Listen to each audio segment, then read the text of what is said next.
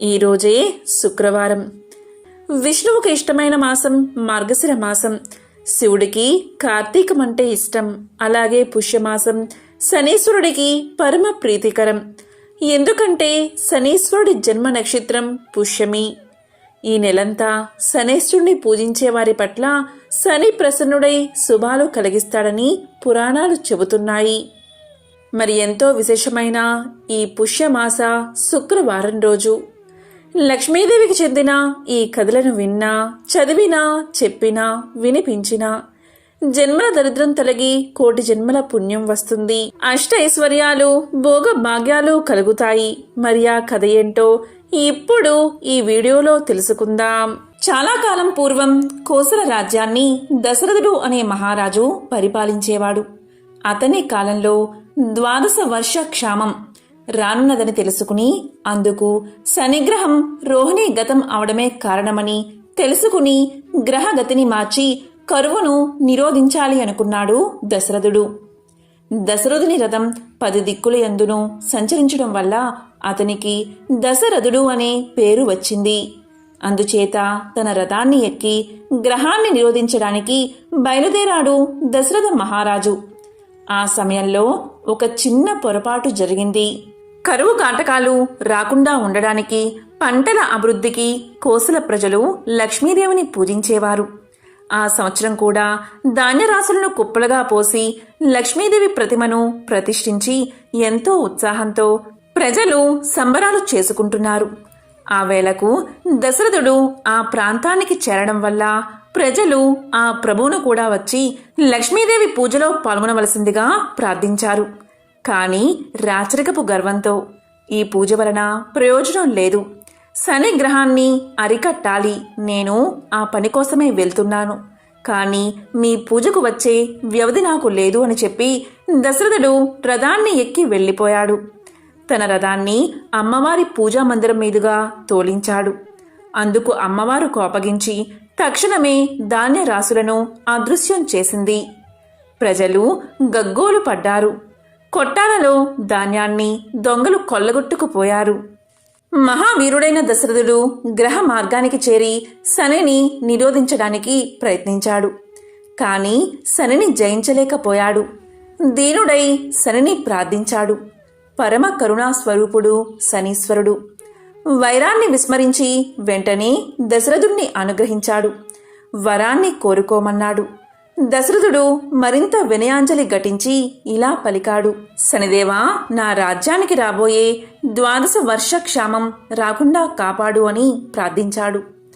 అందుకు శని సంతసించి ఇలా పలికాడు: రాజా, నీ ప్రజాక్షేమ తత్పరత నాకెంతో ఆనందాన్ని కలిగిస్తుంది. కానీ నా ప్రవర్తనాన్ని తప్పించడం అసాధ్యం. నేను రోహిణిని భేదించే తీరాలి. ఓ నరపాల, నేను ఏ స్థానంలో ఉన్నా నా భక్తులను మాత్రం అణువణువున కాపాడుతూనే ఉంటాను. కాబట్టి నీకు క్షేమం కలుగుగాక. నీ రాజ్యంలో నా ఆరాధనలు జరిపించు అని చెప్పాడు శనిదేవుడు.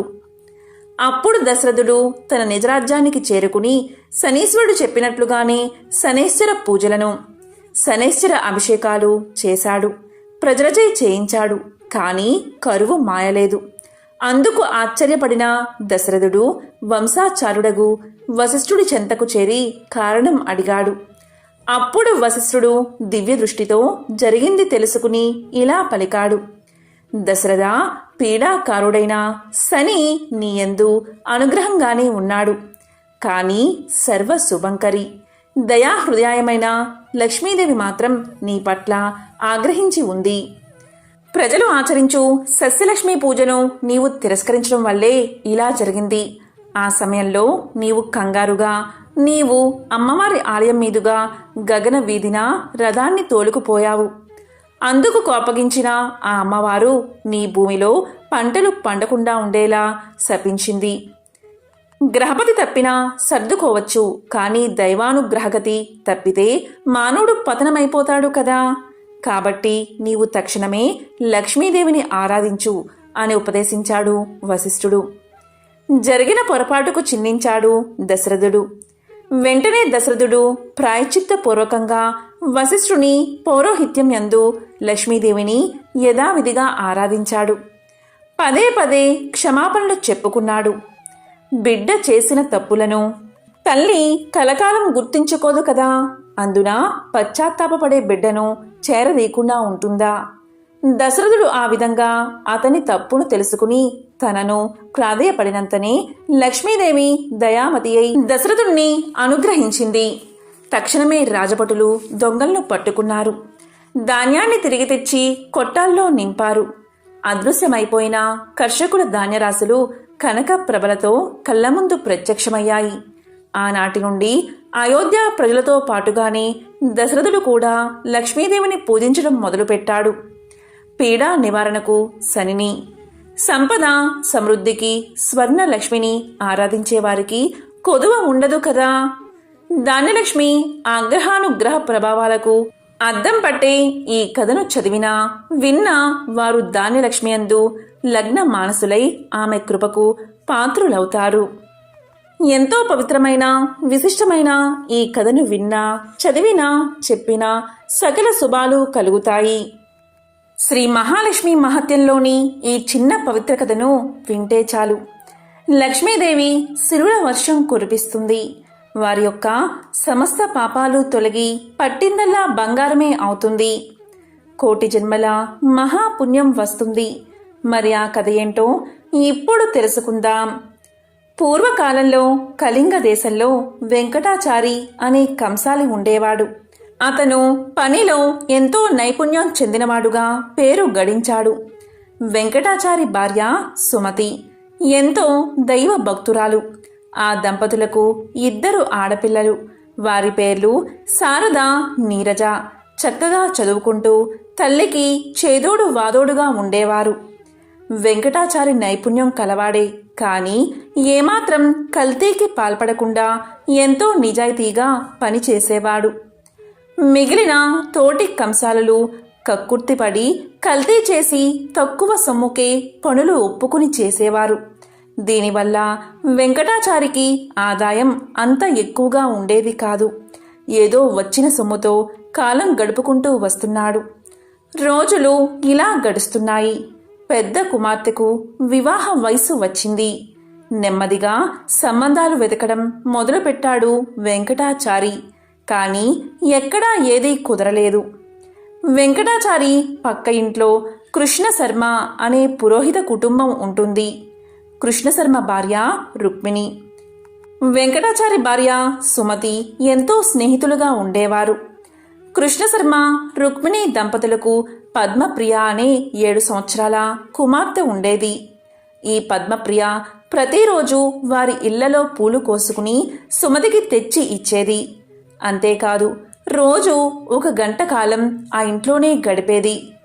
వెంకటాచారి పెద్ద కుమార్తె శారద పెళ్లి ఎంతకు నిశ్చయం కాకపోవడంతో ఆ దంపతులకు ఎంతో బెంగ పట్టుకుంది. ఒకరోజు కృష్ణశర్మ భార్య రుక్మిణి సుమతితో 1 వారం రోజుల పాటు రుక్మిణి కళ్యాణం పారాయణ చేయమని చెప్పింది. ఆ విధంగానే శారద పారాయణం చేయగానే ఆ మరునాడే మంచి వరుడితో వివాహం నిశ్చయమైంది. ఇక వివాహానికి కావలసిన సొమ్ము సేకరించి పెట్టుకోవడం అనే పనిలో నిమగ్నమయ్యాడు వెంకటాచారి. ఎన్నేళ్లుగా కంసాలి వృత్తి చేస్తున్నా కూడా కూతుళ్లకు కనీసం బంగారు గాజులు కూడా చేయించలేకపోయానే అని ఎంతో బాధపడ్డాడు. సుమతి రోజూ ఉదయాన్నే పూజ చేసేటప్పుడు శ్రీ మహాలక్ష్మిని అనేక స్తోత్రాలతో పూజించేది. వివాహం దగ్గర పడుతున్నదని దయచేసి వివాహానికి కావలసిన సొమ్ము సమయానికి వచ్చేలా అనుగ్రహించమని మహాలక్ష్మీదేవిని ప్రార్థించేది. రోజులు ఇలా గడుస్తున్నాయి. ఒకనాడు పద్మప్రియ ఎప్పటిలాగే ఉదయం పూజకు పూలు తీసుకుని రాలేదు. ప్రతిరోజు తప్పకుండా వచ్చే పిల్ల ఈరోజు ఇంకా రాలేదేమిటబ్బా అని సుమతి ఆలోచిస్తూ ఉండగా గుమ్మంలో గజ్జెల చప్పుడు అయింది. పద్మప్రియ పూలు తీసుకుని సుమతి చేతిలో పెట్టింది. ఈరోజు పద్మప్రియ ఎప్పటికంటే ఎంతో అందంగా మహా తేజస్సుతో కనిపించింది. సుమతి పద్మప్రియతో ఇలా పలికింది, ఈరోజు నీ పుట్టినరోజా? ఎంతో చక్కగా కనిపిస్తున్నావే అని అడిగింది. దానికి పద్మప్రియ, లేదు అత్తయ్య, రోజులాగే తయారయ్యాను. స్నానం చేయడం ఆలస్యం కావడంతో పూలు తీసుకురావడం ఆలస్యమైంది అని పలికి మళ్ళీ ఇలా అంటుంది. అది సరే కాని అత్తయ్య, మా అమ్మ బంగారు గాజులు నీకు చూపించమని చెప్పింది. కొత్తగా కొనుక్కుందట, నిన్ను చూడమని చెప్పింది అని పద్మప్రియ సుమతి చేతిలోకి గాజులు పెట్టింది. ఆ గాజులు చేతిలోకి తీసుకుని చూస్తూ ఉండగా, ఇప్పుడే వస్తాను అత్తయ్య అని చెప్పి పద్మప్రియ చెంగున బయటకు వెళ్ళింది. సుమతి ఆ గాజులను లక్ష్మీదేవి ముందు ఉంచింది. కాసేపైన తర్వాత పద్మప్రియ రాగానే ఇద్దాము అనుకుంది సుమతి. వంటింట్లోకి నైవేద్యం తీసుకురావడానికి వెళ్ళి పాయసం పూర్తవగానే తీసుకువచ్చి పూజా గదిలో కూర్చుంది సుమతి. ఎదురుగా 2 జతల బంగారు గాజులు కనబడ్డాయి. ఇదేమిటి, ఇక్కడ నేను 1 జత బంగారు గాజులే పెట్టాను కదా, 2 ఉన్నాయేమిటి? నేను పరధ్యానంలో ఉండి గమనించలేదా? పద్మప్రియ నా చేతికి ఇచ్చింది 1 జత బంగారు గాజులే కదా, మరి 2 జతలు ఎలా వచ్చాయి అని అనుకుంటూ దేవుడికి నైవేద్యం సమర్పించింది. ఈ 2 జతల గాజులను తీసుకుని రుక్మిణికి ఇచ్చేస్తాను అని చెప్పి రుక్మిణి ఇంటికి వెళ్ళింది. సుమతిని చూసిన వెంటనే రుక్మిణి ఇలా పలికింది. ఏమిటి వదినా, చేతిలో ఈ బంగారు గాజులు ఏమిటి? పిల్లలిద్దరికీ చేయించావా అని అడిగింది. ఇది విన్న సుమతికి ఏమీ తోచలేదు. సుమతి ఇలా పలికింది. ఇదేమిటి వదినా, ఇలా మాట్లాడుతున్నావు? ఇందాక పద్మప్రియ వచ్చి నాకు ఇచ్చింది కదా, నీవు కొనుక్కున్నావని నాకు చూపించమని చెప్పింది కూడా అని పలకగానే రుక్మిణి ఇలా అంటుంది. అదేమిటి వదినా, పద్మప్రియ మీ ఇంటికి రావడమేమిటి? నిన్నటి నుండి పిల్లకి ఒకటే జ్వరం, మంచం దిగనిదే, ఎక్కడికి వెళ్ళలేదు. అసలు పద్మప్రియ మీ ఇంటికి రానప్పుడు మీ ఇంటికి గాజులు ఎలా తెస్తుంది? అయినా నేను ఈ మధ్య అసలు గాజులే కొనుక్కోలేదు అని అన్నది రుక్మిణి. ఇది విన్న సుమతికి ఎంతో ఆశ్చర్యం కలిగింది. మరి ఇందాక వచ్చిందెవరు, ఆ గాజులు ఇచ్చింది ఎవరు అని ఆలోచిస్తుండగా వచ్చింది సాక్షాత్తు శ్రీ మహాలక్ష్మీదేవే అని సుమతికి తోచింది. ఈ విషయమే రుక్మిణితో పలికింది. ఇద్దరూ కూడా ఎంతో ఆశ్చర్యపోయారు, ఎంతో ఆనందపడ్డారు. జరిగిన విషయమంతా వారి వారి భర్తలకు చెప్పారు. వెంకటాచారి దంపతులు సంతోషానికి అవధులు లేకుండా పోయాయి. సాక్షాత్తు శ్రీ మహాలక్ష్మీదేవే తమను అనుగ్రహించిందని ఆ జగన్మాతను ఎన్నో విధాలా స్తుతించారు. తమ కుమార్తెలకు సాక్షాత్తు ఆ జగన్మాతే బంగారు గాజులు అనుగ్రహించిందని ఎంతో సంబరపడ్డారు. ఇద్దరూ పూజా గదిలో నుంచుని ఆ జగన్మాతకు నమస్కారం చేస్తూ ఇలా పలికారు. ఓ లోకజనని, దారిద్ర దుఃఖాన్ని పారద్రోలే అమృతమూర్తి, నీవే తల్లివి. దీనులైన వారి బాధలను నశింపచేసే నీ కరుణా కటాక్షాలు మాపై ప్రసరించు తల్లి. నీకు మా నమస్కారాలు తల్లి. మిక్కిలి దయకలిగిన నీ చూపులతో నీ కరుణామృతాన్ని మాపై కురిపించు.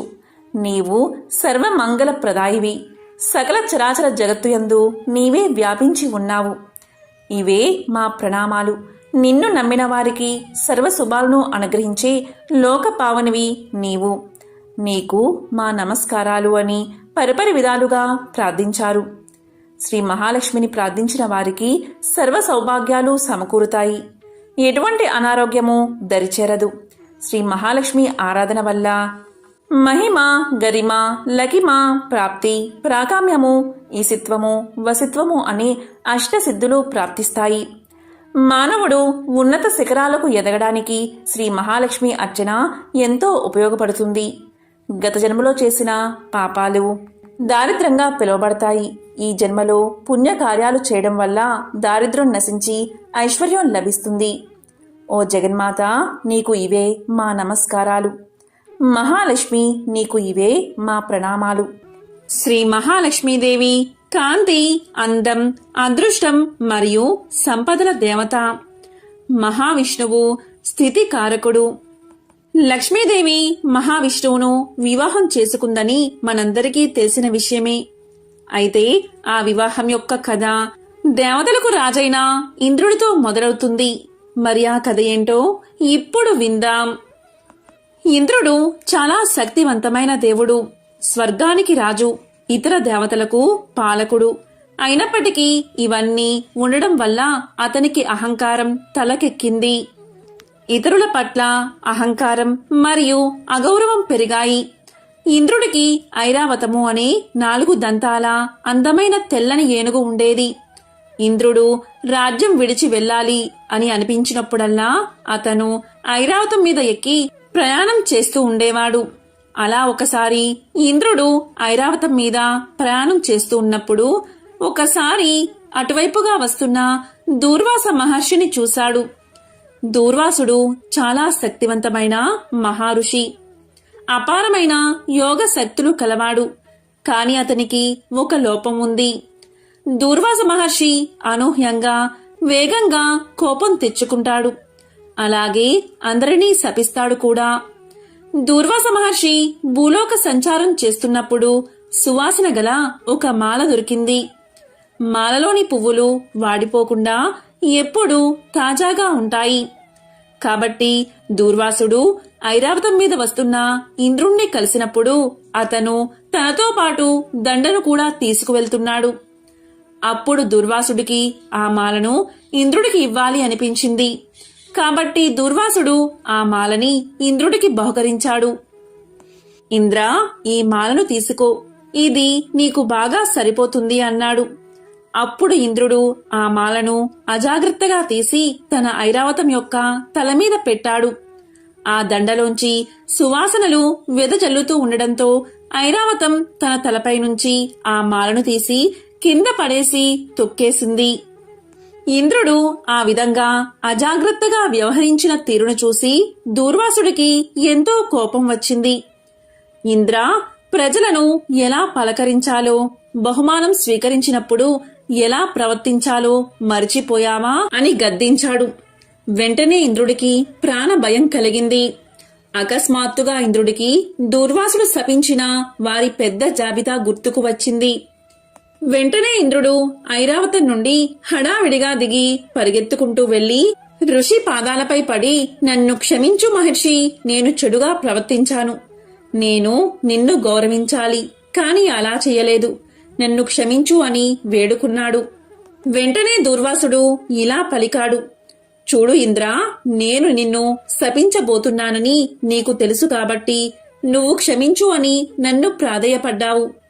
నీ తెలివి తక్కువతనాన్ని నువ్వు గ్రహించావని నేను నమ్మాలా అంటూ కోపంతో ఎర్రటి కళ్ళతో తన వేళ్లను ఆడించాడు దూర్వాసుడు.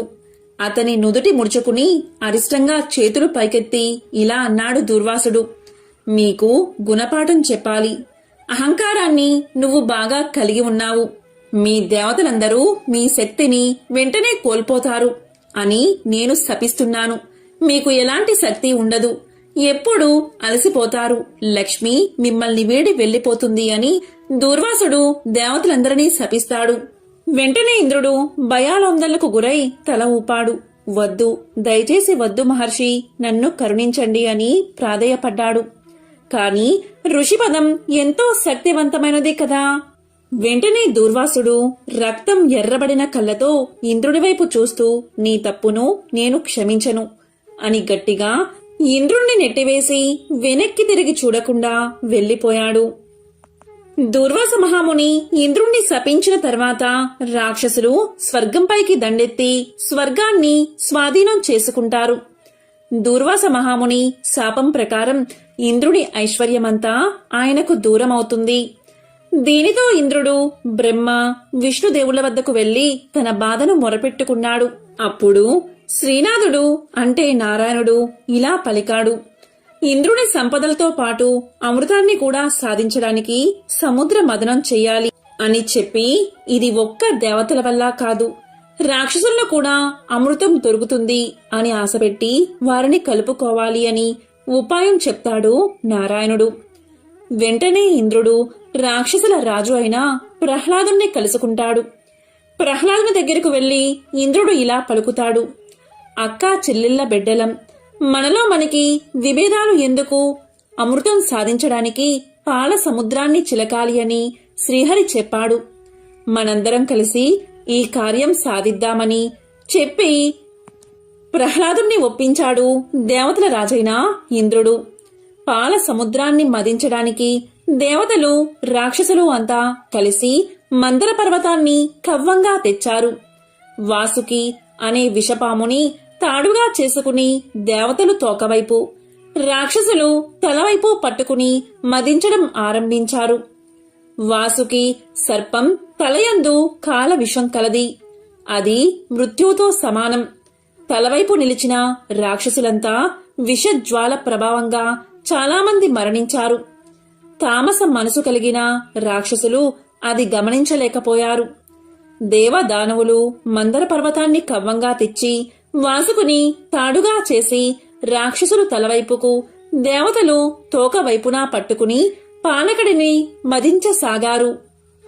దీంతో పర్వతం బరువుగా ఉండి కింద ఆధారం లేకపోవడం వల్ల సముద్రంలోకి మునిగిపోయింది. దేవతలు రాక్షసులు ఏమీ చెయ్యలేక చూస్తూ ఉన్నారు.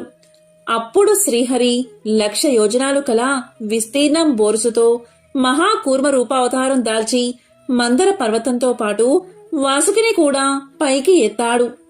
అప్పుడు దేవదానవులు మందర పర్వతాన్ని మదించడం మొదలుపెట్టారు. సముద్రం నుండి మొదట భయంకరమైన విషం పుట్టింది. అప్పుడు దేవతలందరూ కలిసి ఈశ్వరుణ్ణి ప్రార్థించారు. అప్పుడు ఈశ్వరుడు ఆయన ఆ విషాన్ని నేరేడు పండంత చేసి మింగి కంఠంలో దాచుకున్నాడు. మృత్యుంజయుడు అవడం వల్ల ఆయనకు ఏమీ కాలేదు. అందుకే ఆయన్ని నీలకంఠుడు అని పిలుస్తారు. తిరిగి రాక్షసులు దేవతలు సాగర మదనం చేయడం మొదలుపెట్టారు. అప్పుడు కామధేనువు పుట్టింది. దానిని ఋషులు తీసుకున్నారు. తరువాత ఉచ్చైశ్రవం పుట్టింది. అంటే ఎత్తైన తెల్లని గుర్రం. దానిని బలిచక్రవర్తి తీసుకున్నాడు. తరువాత ఐరావతం పుట్టింది. అంటే 4 దంతాలు కలిగిన తెల్లని ఏనుగు పుట్టింది. దానిని ఇంద్రుడు తీసుకున్నాడు. తరువాత కల్పవృక్షం వచ్చింది. ఇది కోరికలు తీర్చే చెట్టు. దీనిని ఇంద్రుడు తీసుకున్నాడు. తరువాత అప్సరసలు అంటే దేవతా సుందరీమణులు. వీరిని కూడా ఇంద్రుడు తీసుకున్నాడు.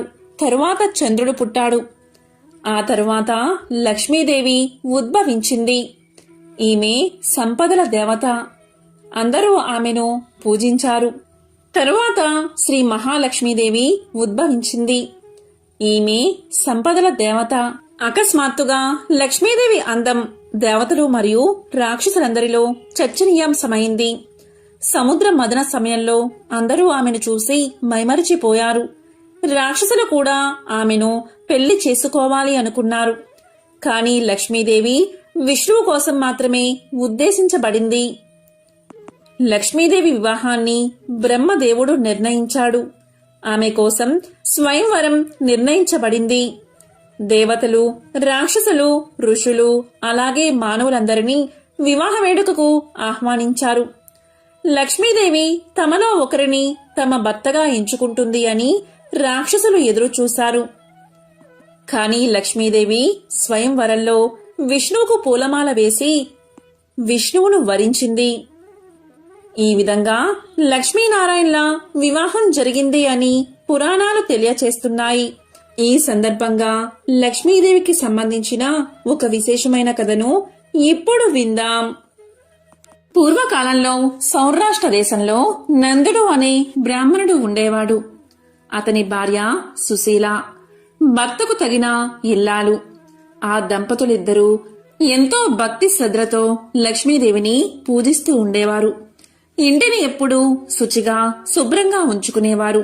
ఎప్పుడూ కూడా ఇంటిని ఆవు పేడతో అలికి ముగ్గులు వేసి అలాగే నిత్యము కూడా దీపారాధన చేస్తూ ఉండేది సుశీల.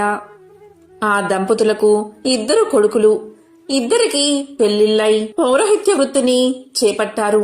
ఇది ఇలా ఉండగా ఒక శుక్రవారం రోజు సుశీల ఎప్పటి మాదిరిగానే ఇల్లు అలికి శుభ్రం చేసి ఇంట్లో పూజా గదిలో లక్ష్మీదేవి పటం ముందు ఆవు నెయ్యితో దీపాన్ని వెలిగించి నైవేద్యం పెట్టి అమ్మవారిని అర్చిస్తూ ఉంది. ఇంతలో ఎక్కడ్నుంచో ఒక బిచ్చగాడు వచ్చి, అమ్మా ఆకలిగా ఉంది, అన్నం పెట్టండి అని అరుస్తూ ఉన్నాడు. దానికి సుశీల చిరాకుపడి, అన్నం లేదు ఏమీ లేదు, ఇక్కడ్నుంచి వెళ్ళిపో అని ఇంట్లోంచే గట్టిగా అరిచింది. ఆ బిచ్చగాడు నిరాశతో ఆ ఇల్లు వదిలి వెళ్లాడు. సుశీల చేసిన పనికి లక్ష్మీదేవికి ఎంతగానో కోపం వచ్చింది. దాంతో లక్ష్మీదేవి బ్రాహ్మణ దంపతులు చూస్తూ ఉండగానే ఇంటి నుంచి బయటకు వెళ్లిపోబోతూ ఉంది. వెంటనే నందుడు లక్ష్మీదేవిని ఆపి, అమ్మా, జరిగిన తప్పుకు మన్నించు. ఎప్పుడూ కూడా ఇలాంటి తప్పులు జరగనివ్వను అన్నాడు. కాని లక్ష్మీదేవి కోపాన్ని తగ్గించుకోక, నేనిప్పుడు మీ ఇంటి నుండి వెళ్లిపోతున్నాను. ఇక మీదట మీ ఇంటికి దరిద్ర దేవత రాబోతుంది అని చెప్పింది బ్రాహ్మణ దంపతులకు. దాంతో నందుడు తప్పును క్షమించమని లక్ష్మీదేవి కాళ్ళా వేలాపడి బ్రతిమాలాడాడు. దాంతో కరుణించిన లక్ష్మీదేవి, నందా, నీకో వరం ఇవ్వాలి అనుకుంటున్నాను, అడుగు అని పలుకుతుంది. అప్పుడు నందుడు లక్ష్మీదేవితో ఇలా పలుకుతాడు, అమ్మా, నీవు వెళ్తుంటే ఆపే శక్తి నాకు లేదు. అలాగే దరిద్ర దేవత వస్తుంటే ఆపే శక్తి కూడా అంతకన్నా నాకు లేదు. మీలో ఒకరు ఉన్న చోట ఒకరు ఉండరు. కాబట్టి దరిద్ర దేవత వచ్చిన వేళ మా ఇంట్లోని కుటుంబ సభ్యుల మధ్య ఒకరి పట్ల ఒకరికున్న ప్రేమాభిమానాలు అలాగే ఉండేటట్లు వరాన్ని ప్రసాదించు తల్లి అని వేడుకున్నాడు. దానికి లక్ష్మీదేవి తదాస్తు అని చెప్పి ఆ ఇంటి నుండి వెళ్లిపోయింది. కొన్ని రోజుల తర్వాత ఇంట్లో వంట పని చేస్తుంది సుశీల. ఆ రోజు శుక్రవారం కాబట్టి గుడికి వెళ్లే సమయం దాటిపోతుంది. కాబట్టి సుశీల తన ఇద్దరు కోడళ్లకి కూరలో ఉప్పు కారం సమపాలలో వేయమని చెప్పి గుడికి వెళ్లిపోయింది. కొంతసేపటికి చిన్న కోడలు వచ్చి ఉప్పు కారం కూరలో వేసి ఏదో పనిలో నిమగ్నమైపోయింది. మరికొంతసేపటికి పెద్ద కోడలు వచ్చింది. ఆమె కూరలో ఉప్పు వేశారో లేదో అనే అనుమానం వచ్చి ఆమె కూడా ఆ కూరకు తగినంత ఉప్పు కారము వేసి తన పనిలో తాను మునిగిపోయింది. ఇంతలో సుశీల గుడి నుండి వచ్చి కోడలిద్దరూ తమ పనిలో పడి ఉప్పు వేశారో లేదో అని అనుకుంటూ కొంత ఉప్పు కారం వేస్తుంది. మధ్యాహ్న సమయమైంది. నందుడు ఇంటికి చేరుకున్నాడు. భోజనం చేసే సమయంలో కూరను భర్తకు వడ్డించింది సుశీల. కాళ్ళు చేతులు కడుక్కుని భోజనానికి సిద్ధంగా కూర్చున్న నందుడు అన్నం కూర కలుపుకుని తినగానే కూరలో ఉప్పు కారం మరీ ఎక్కువైందని గ్రహించాడు. అంటే దరిద్రదేవత ఇంట్లోకి ప్రవేశించిందని గ్రహించాడు. ఏమీ మాట్లాడకుండా తిని లేస్తాడు. కొంతసేపటికి నందుడి పెద్ద కొడుకు కూడా భోజనానికి కూర్చుంటాడు. భోజన సమయంలో ఉప్పు ఎక్కువైందని గ్రహిస్తాడు. మారు మాట్లాడకుండా భార్యతో, మా నాన్నగారు తిన్నారా అని అడుగుతాడు. దానికి ఆమె తిన్నారు అని సమాధానం చెప్తుంది. దానితో అతను, నాన్న ఏమీ అనకుండా తిన్నాడు, నేనెందుకు అనాలి అని ఏమీ మాట్లాడకుండా అతను కూడా తిని లేస్తాడు. ఇలా ఆ ఇంట్లోని వారంతా భోజనం చేసి వంట గురించి మాట్లాడకుండా ఉంటారు. ఆ రోజు సాయంత్రం దరిద్రదేవత ఆ వ్యక్తి దగ్గరకు వచ్చి ఇలా పలుకుతుంది, నందా, నేను నీ ఇంట్లో ఉండలేకపోతున్నాను. ఎందుకు అంటే మీ ఇంట్లోని కుటుంబ సభ్యుల మధ్య ఒకరి పట్ల మరొకరికి ఎంతో ప్రేమాభిమానాలు ఉన్నాయి. మీరందరూ ధనం లేకపోయినా ఎంతో సంతోషంగా జీవిస్తున్నారు. ఉప్పు కషాయమైన వంట తిని కూడా మీ మధ్య ఏ మనస్పర్ధలు రాలేదు. మీరు ప్రేమగా ఐకమత్యంగా ఉన్నారు. ఇటువంటి చోట నేనుండలేను అని చెప్పి దరిద్రదేవత బయటకు వెళ్లిపోయింది. దరిద్రదేవత వెళ్లడంతోటే ఆ ఇంట్లోకి లక్ష్మీదేవి తిరిగి వచ్చి నివాసం ఏర్పాటు చేసుకుంది. కనుక ఏ ఇంట్లో అయితే ప్రేమ, ఆప్యాయతలు మరియు శాంతి కలకల్లాడుతూ ఉంటాయో ఆ ఇంట్లో లక్ష్మీదేవి స్థిర నివాసాన్ని ఏర్పాటు చేసుకుంటుంది. ఆ ఇల్లే లక్ష్మీ నివాసం అనబడుతుంది. పూర్వకాలంలో ఒక బ్రాహ్మణుడు లక్ష్మీదేవిని పూజించడం ప్రారంభించాడు. అలా పూజిస్తూ ఉండగా ఒకరోజు లక్ష్మీదేవి అతనికి కనిపించి, మీరు నన్ను మాత్రమే పూజిస్తున్నారు. మీ పూజలు తగిన ఫలితాన్ని మీకు ఇవ్వాలి అంటే వినాయకుడిని పూజించాలని మీకు తెలియదా? ఎటువంటి శుభకార్యమైనా, ఎటువంటి పూజైనా, ఎటువంటి వ్రతమైనా సరే వినాయకుణ్ణి పూజించకుండా ఉంటే అవన్నీ అసంపూర్ణమే అవుతాయి. మీరు కోరిన కోరికలు నెరవేరవు, కాబట్టి నన్ను మాత్రమే ఎందుకు పూజిస్తున్నారు అని ప్రశ్నిస్తుంది లక్ష్మీదేవి. మీరు ముందుగా వినాయకుణ్ణి పూజించి తరువాత నన్ను పూజించండి అని ఆదేశిస్తుంది. అప్పట్నుంచి ఆ సాధువు వినాయక కోపం శాంత పడేంత వరకు ముందుగా వినాయకుడి పూజను ప్రారంభిస్తాడు. ఆ తరువాత వినాయకుడు ఆ బ్రాహ్మణుడి కల్లోకి వచ్చి నీ కోరిక ఏమిటి అని అడుగుతాడు.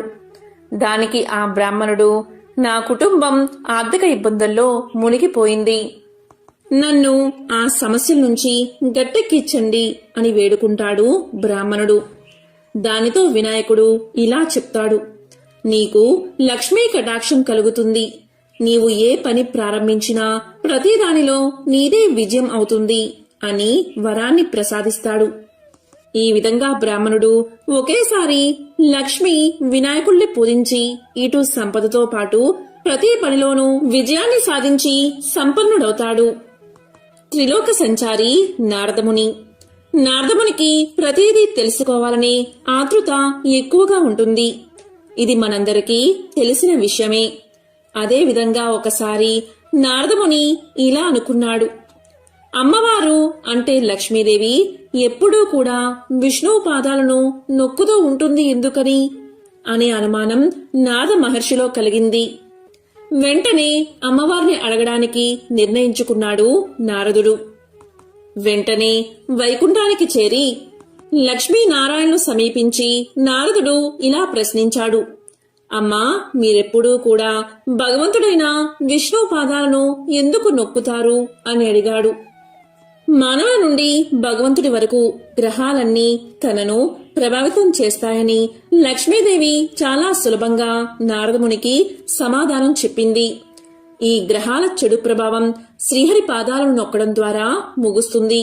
ఒక మహిళ అరచేతిలో దేవతల సర్వోన్నతుడైన బృహస్పతి నివసిస్తాడు. రాక్షసుల గురువు శుక్రాచార్యుడు మనుషుల పాదాలలో నివసిస్తాడు. భార్య తన భర్త పాదాలను నొక్కినప్పుడు గ్రహాల యొక్క చెడు ప్రభావాలు నివారించబడతాయి. అలాగే సంపద కూడా వృద్ధి చెందుతుంది.